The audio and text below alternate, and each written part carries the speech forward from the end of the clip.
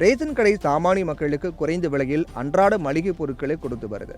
இதில் ஏராளமான கடத்தல் மற்றும் ஊழல் நடைபெற்றுக் கொண்டிருக்கிறது.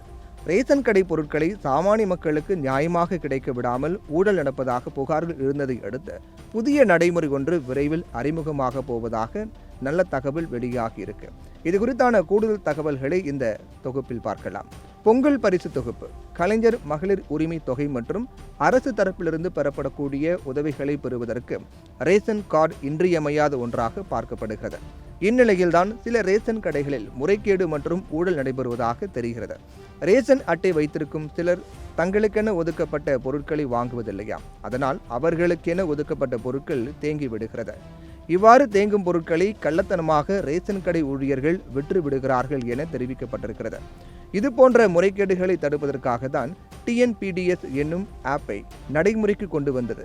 இந்த ஆப்பை ரேஷன் அட்டைதாரர்கள் தங்கள் மொபைல் போனில் பதிவிறக்கம் செய்து கொள்ள வேண்டும்.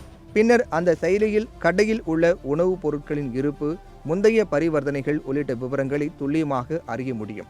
இதனால் ரேஷன் பரிவர்த்தனை உள்ளிட்ட விவரங்களை தெரிந்து கொள்ள முடியும் என்று உணவு மற்றும் கூட்டுறவுத்துறை தெரிவித்துள்ளது.